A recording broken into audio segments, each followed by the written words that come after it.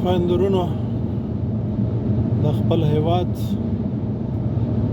یو کاڼی بوټه مو خپل وشمېرئ، داسې وشمېرئ لکه د خپل کور، لکه د خپل دیوال تیږه، لکه د خپل پټي پوله، او دا مو همداسې خپل دي. دا مو د پلار نیکه وطن دی، دا تاسو ته خدای درکړی دی، خپله خاوره مو خدای درکړې دی، هیچ احسان در باندې نشته دی.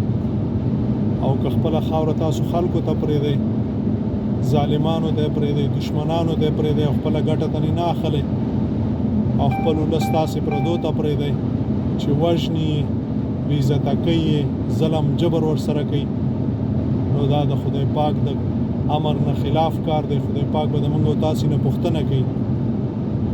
موږ او تاسې ګورو، د علما کرامو نه اورو چې یو سړی د خپل کور په حفاظت باندې ووژل شي، څه دی؟ هغه بېشکه شهید دی. همداسې چې څوک د خپل وطن، د خپل هیواد د پولو ساتنه کوي، د ټولو نه لوړه درجه د هغه شهیدانو ده.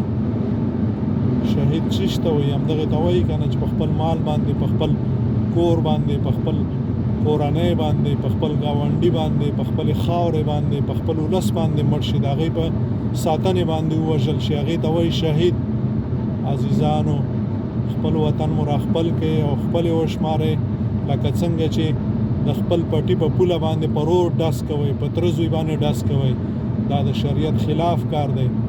شریعت دا دی چې خپل وطن په خپله وساتئ او په دشمن باندې داسې ګزار وکړئ چې آینده دپاره ستاسو وطن ته او ستاسو ولس ته په خیرنو سترګو ونه ګوري. عزیزانو، موږ او تاسې دین سرچپه کړی دی. موږ او تاسې کې داسې کارونه راغلل چې هغه په اسرائیلو کې نشته، په یهودو کې، په بودستو کې نشته، په دهرانو کې نشته، په موږ او تاسې کې شته. موږ هر څه وکړل، هر بد کارونه موږ او تاسې وکړل. موږ او تاسې خپل رور وژنو، خپل پلار وژنو، خپل مېرمن وژنو، خپل اولاد وژنو، خپل ځان وژنو، لیکن دشمن ته مو سترګو مړې دي. عزیزانو، راځئ چې لاسونه سره یو کړو، د دې بدبختۍ نه او د دې ستونزې نه ځانونه خلاص کو، خپل وطن مو خپل کو، خپل ولس مو خپل کو، او خپلې ګټې مو خپلو کو، خپلې ملي ګټې داسې وشمېرو لکه د خپل جیب، لکه د خپل کور.